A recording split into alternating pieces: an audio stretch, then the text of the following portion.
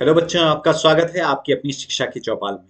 शिक्षा की चौपाल में अब तक हमने भारतीय संविधान की प्रस्तावना और विशेषता का विस्तृत अध्ययन किया है। यानी डिस्क्रिप्टिव रूप से हमने इसकी पढ़ाई कर ली है।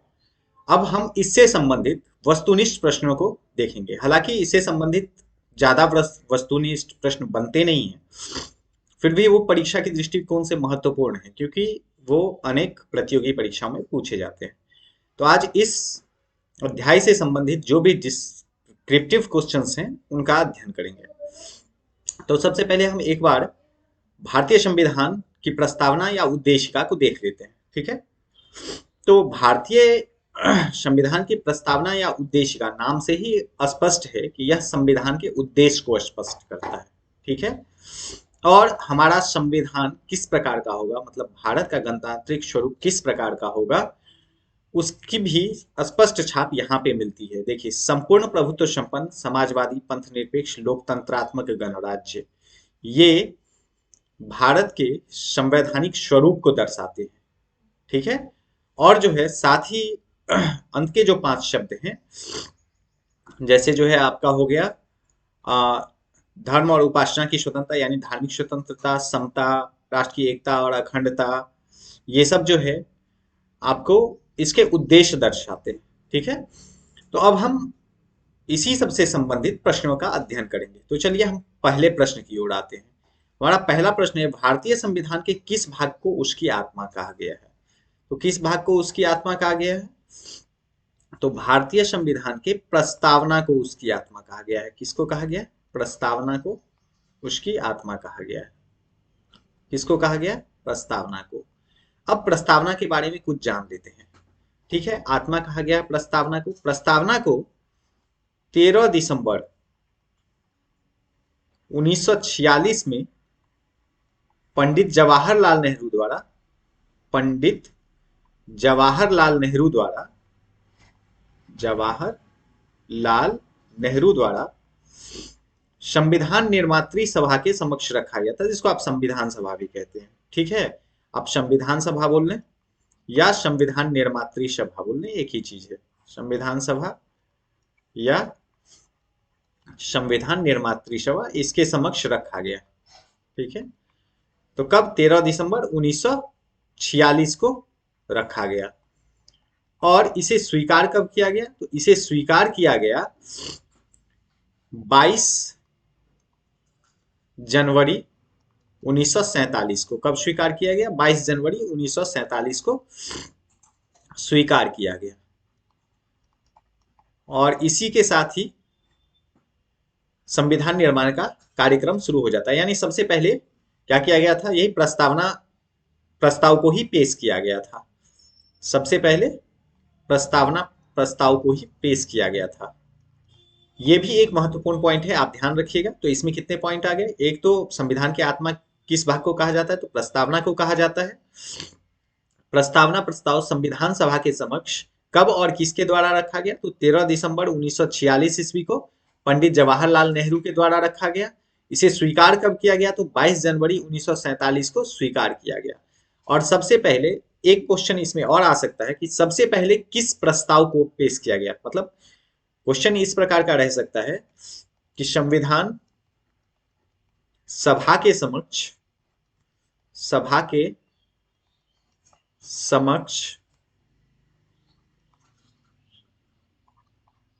प्रस्तावित या पेश किया गया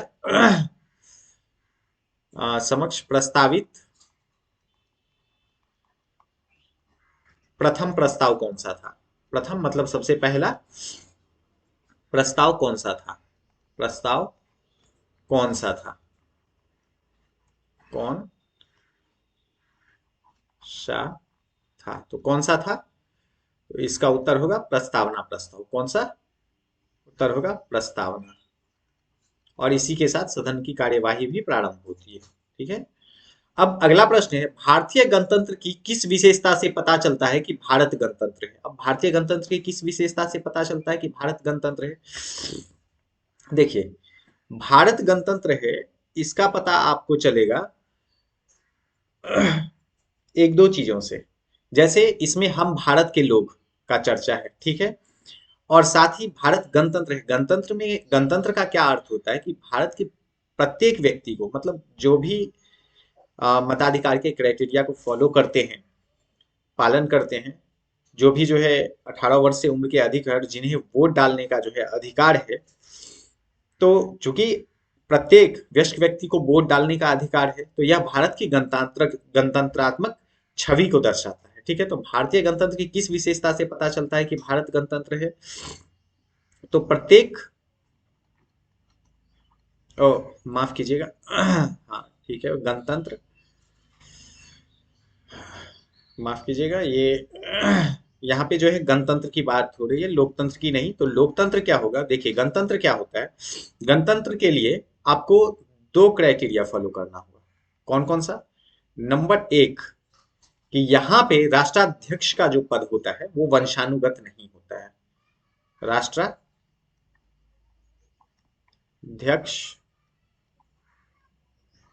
का पद क्या होता है?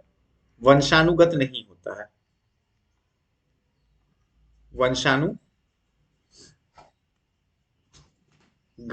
नहीं होता है।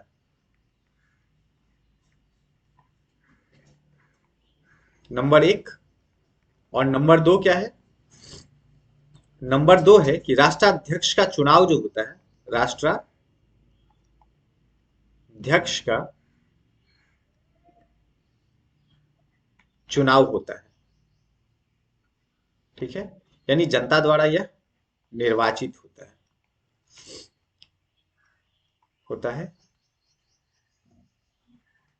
किसके लिए? मतलब एक निश्चित अवधि के लिए, एक निश्चित अवधि के लिए। अब देखिए, राष्ट्रपति का चुनाव कितने दिन के लिए होता है? 5 वर्ष के लिए होता है। कितने वर्ष के लिए? 5 वर्ष के लिए। तो एक निश्चित अवधि के लिए होता है। अब देखिए यहाँ पे दो क्राइटेरिया कौन कौन सा आया। नंबर एक, कि राष्ट्राध्यक्ष का पद जो है वो वंशानुगत नहीं होता है, मतलब बाप के बाद बेटा, बेटा के बाद उसका बेटा, ऐसा नहीं होगा। और दूसरा क्या होता है, इसका चुनाव एक निश्चित अवधि के लिए होता है। तो सामान्यतः कितना? 5 वर्ष के लिए होता है। अब अगला है, भारत एक पंथ निरपेक्ष राष्ट्र है, इसकी घोषणा किस संविधान संशोधन द्वारा की गई? ठीक है, तो भारत एक पंथ निरपेक्ष राष्ट्र है, इसकी घोषणा की गई 42वें संविधान संशोधन, 42वें संविधान संशोधन 1976 द्वारा। किसके द्वारा की गई? 42वें संविधान संशोधन 1976 द्वारा। 1976 यहाँ पे वर्ष को इंडिकेट करता है कि किस साल यह संशोधन हुआ, और उस साल जो संशोधन हुआ वो यह 42वां था, ठीक है। अब अगले प्रश्न की ओर आते हैं। अगला प्रश्न है, भारत एक धर्मनिरपेक्ष राष्ट्र है, इसका क्या अर्थ है? देखिए, इसका आप सामान्य अर्थ समझिए। धर्मनिरपेक्ष राष्ट्र का अर्थ होता है कि उस राष्ट्र का कोई धर्म नहीं है, यानी कोई भी राजकीय धर्म नहीं है। कहने का अर्थ है भारत एक धर्मनिरपेक्ष राष्ट्र है। तो इसका अर्थ है, इसका अर्थ है कि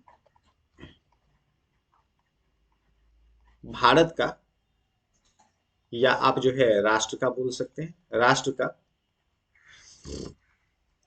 कोई धर्म नहीं है, कोई धर्म नहीं है। अच्छा, अगर राष्ट्र का धर्म नहीं है तो फिर, तो इसका अर्थ है कि जनता का व्यक्तिगत धर्म है। प्रत्येक व्यक्ति का अपना अपना धर्म है, वो इसके पालन और इसको जो है अनुसरण करने के लिए स्वतंत्र है।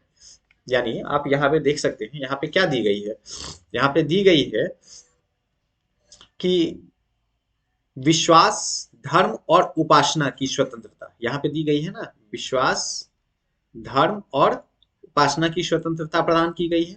तो मतलब राष्ट्र का अपना तो धर्म नहीं है कोई, लेकिन वह जनता को रोकती भी नहीं है, वह अपने उपासना, धर्म, इसकी स्वतंत्रता प्रदान की गई है। अगला है, प्रस्तावना में प्रयुक्त किस शब्द से पता चलता है कि भारत में जनप्रिय संप्रभुता है? जनप्रिय संप्रभुता किससे पता चलता है? तो देखिए यहाँ पे जो है प्रस्तावना में सबसे पहला ही शब्द प्रयोग किया गया है, हम भारत के लोग। और हम भारत के लोग इसके जनप्रिय संप्रभुता को दर्शाता है। तो कौन सा शब्द? हम भारत के लोग। हम भारत के लोग, यह शब्द क्या करता है? यह शब्द इसके जनप्रिय संप्रभुता को दर्शाता है। अगला है संविधान के 42वें संविधान संशोधन द्वारा किन किन शब्दों को प्रस्तावना में जोड़ा गया। देखिए, संविधान के 42वें संशोधन द्वारा 3 शब्दों को जोड़ा गया। कौन कौन सा? समाजवाद, समाजवाद, धर्मनिरपेक्ष, धर्मनिरपेक्ष, माफ कीजिएगा, पंथ निरपेक्ष होगा ये। समाजवाद, पंथ निरपेक्ष और अखंडता। समाजवाद, पंथ निरपेक्ष एवं अखंडता। ठीक है, तो समाजवाद, पंथ निरपेक्ष और अखंडता। अब देखिए यहाँ पे क्या है कि राष्ट्र की एकता और अखंडता से पहले थी, मूल संविधान में सिर्फ राष्ट्र की एकता थी, अखंडता नहीं थी। अखंडता 42वें संविधान संशोधन में जोड़ा गया है। किसमें जोड़ा गया है? 42वें संविधान संशोधन में जोड़ा गया है। तो ये 42वें संविधान संशोधन में कौन सा जोड़ा गया? अखंडता शब्द 42वें संविधान संशोधन में जोड़ा गया। ठीक है, उसके बाद आप देख लीजिए यहाँ पे संपूर्ण प्रभुत्व संपन्न समाजवादी। तो ये समाजवाद शब्द जो है ये भी 42वें संविधान संशोधन में जोड़ा गया। और पंथ निरपेक्ष, पंथ निरपेक्ष भी 42वें संविधान संशोधन में जोड़ा गया। तो ये 3 शब्द, समाजवादी, पंथ निरपेक्ष और अखंडता, ये 3 शब्द 42वें संविधान संशोधन 1976 द्वारा जोड़ा गया। चलिए अब अगले प्रश्न की ओर आते हैं। अगला प्रश्न है, संविधान का निर्माण भारत की जनता द्वारा है, इसकी जानकारी प्रस्तावना में वर्णित किस शब्द से होती है? तो प्रस्तावना में वर्णित वही हम भारत के लोग, इस शब्द से क्या होती है? इस शब्द से जानकारी होती है कि संविधान का निर्माण भारत की जनता द्वारा हुआ है। क्या जानकारी होती है? कि संविधान का निर्माण भारत की जनता द्वारा हुआ है। तो किस शब्द द्वारा? हम भारत के लोग। ये जो शब्द है, इस शब्द द्वारा क्या पता चलता है कि संविधान का निर्माण भारत की जनता द्वारा किया गया है। चलिए अब अगले प्रश्न की ओर देखते हैं। अगला प्रश्न है, भारतीय संविधान की प्रस्तावना पर किस क्रांति का प्रभाव झलकता है? अब देखिए, भारतीय संविधान की प्रस्तावना पर मुख्य रूप से 3 क्रांति का प्रभाव झलकता है। कौन कौन सा?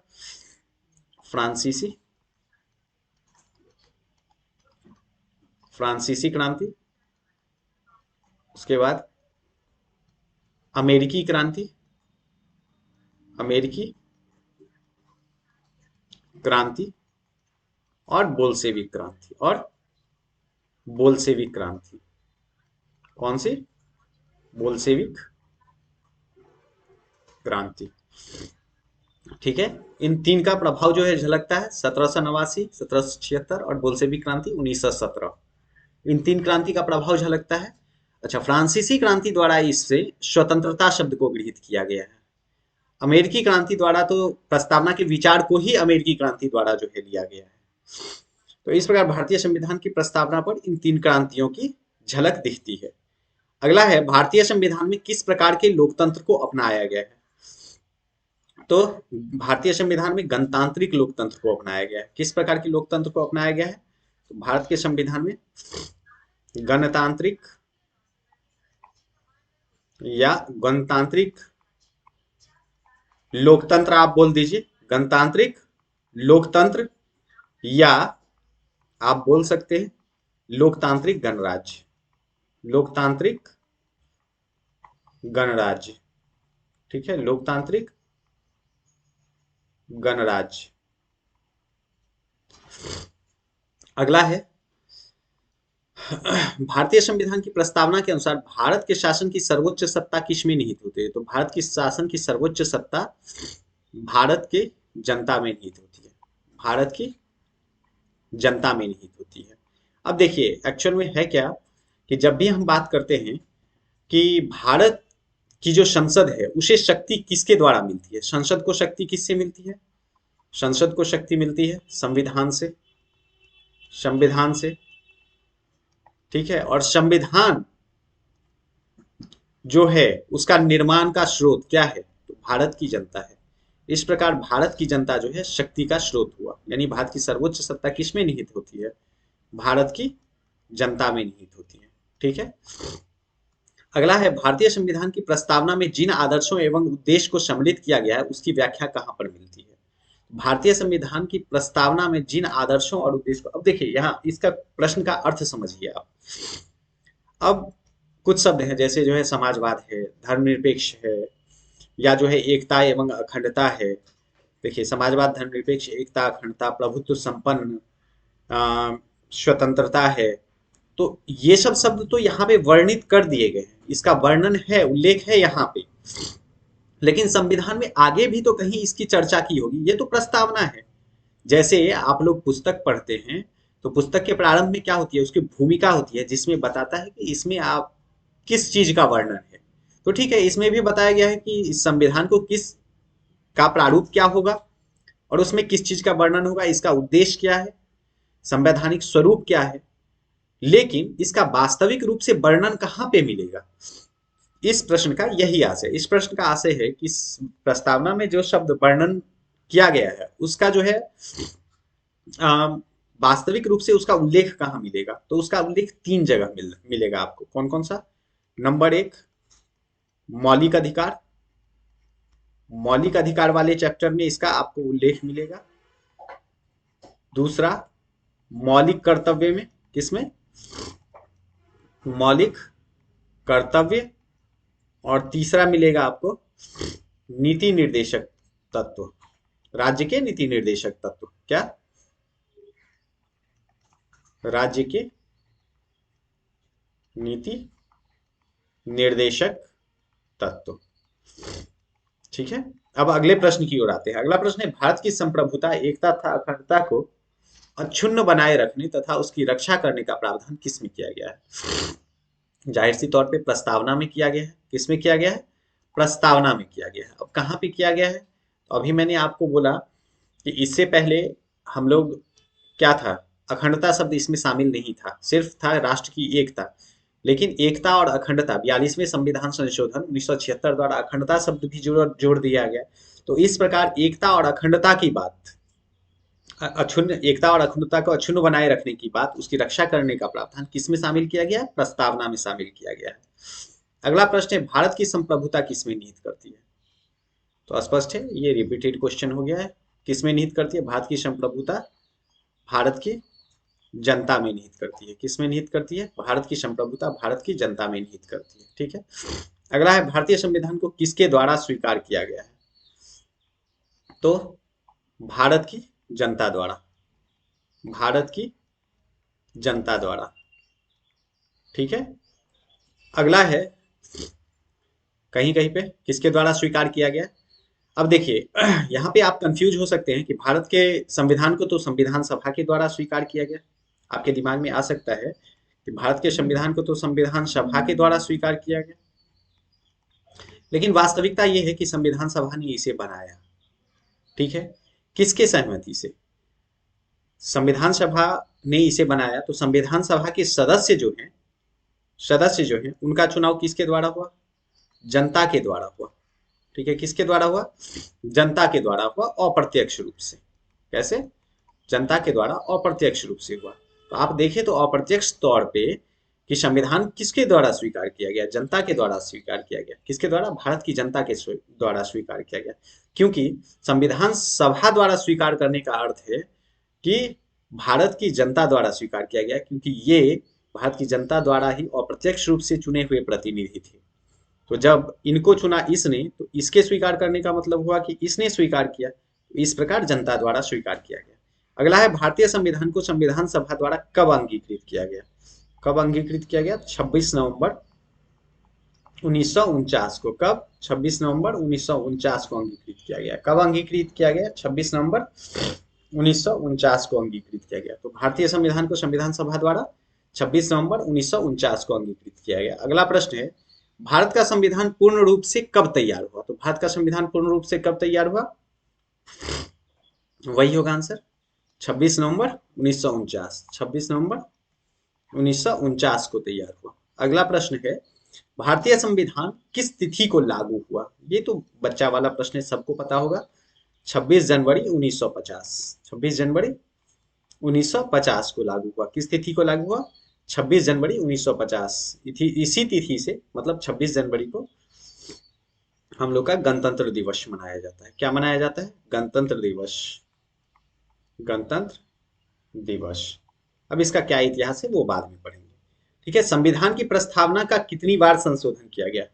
संविधान का की प्रस्तावना का सिर्फ एक बार संशोधन किया गया है। कब? 26 माफ कीजिएगा, 42वें संविधान संशोधन, 42वें संविधान संशोधन 1976 द्वारा। संविधान संशोधन 1976 द्वारा। ठीक है। उस समय देश में इमरजेंसी लगी हुई थी, इंदिरा गांधी सरकार द्वारा क्या किया गया था? संविधान संशोधन किया गया था। अगला है, प्रस्तावना के कौन से प्रावधान द्वारा सभी वयस्क नागरिकों को मतदान का अधिकार प्रदान किया गया है? ठीक है। इसमें एक शब्द प्रयोग हुआ है, देखिए यहां पे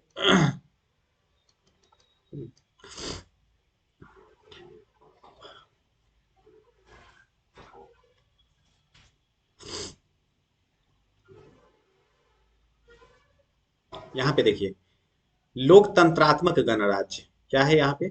लोकतंत्रात्मक गणराज्य। इस शब्द का प्रयोग हुआ है। तो इसी शब्द के प्रयोग से अब देखिए इसका अर्थ समझिए। लोकतंत्रात्मक गणराज्य, गणराज्य। अब इस शब्द का अर्थ समझिए कि इस शब्द से कैसे आपको पता चलता है कि मतदान का अधिकार प्रदान। सबसे पहले पीछे गणराज्य का अर्थ मैंने समझाया था आपको। ठीक है। गणराज्य का अर्थ क्या समझाया था? गणराज्य का अर्थ समझाया था कि नंबर एक, अध्यक्ष का पद, राष्ट्राध्यक्ष का पद, राष्ट्राध्यक्ष का पद वंशानुगत नहीं होगा। क्या होगा? वंशानुगत नहीं होगा। और दूसरा क्या बताया था गणराज्य का अर्थ? इसका अर्थ है कि निर्वाचन एक निश्चित अवधि के लिए होगा। निर्वाचन या चुनाव, निर्वाचन एक निश्चित अवधि के लिए होगा, निश्चित अवधि के लिए होगा। अब देखिए ये गणराज्य है और इसमें दो पॉइंट जो है निर्धारित किए गए कि राष्ट्राध्यक्ष का पद वंशानुगत नहीं होगा, निर्वाचन एक निश्चित अवधि के लिए होगा। ठीक है। तो निर्वाचन एक निश्चित अवधि के लिए होगा। अब किस ढंग से? तो लोकतंत्रात्मक ढंग से। किस ढंग से? तो लोकतंत्रात्मक का अर्थ क्या है कि एक निश्चित शर्तों के अनुसार वोट देने का अधिकार दिया जाए। तो हम लोग जानते हैं ना कि 18 वर्ष से अधिक उम्र के प्रत्येक नागरिक को वोट डालने का यहाँ पे अधिकार दिया गया है। तो इस प्रकार मताधिकार का पता किससे चलता है? लोकतंत्रात्मक गणराज्य से। ठीक है। अगला है, संविधान के 42वें संशोधन द्वारा प्रस्तावना में कितने शब्दों को जोड़ा गया? इसमें 3 शब्दों को जोड़ा गया। कितने शब्दों को? 3। कौन कौन से? समाजवादी, समाजवादी, उसके बाद पंथ निरपेक्ष, पंथ निरपेक्ष, और अखंडता, और अखंडता। इन 3 शब्दों को इसमें जोड़ा गया। ठीक है। तो अब मिलेंगे पॉलिटी की नेक्स्ट वीडियो के साथ।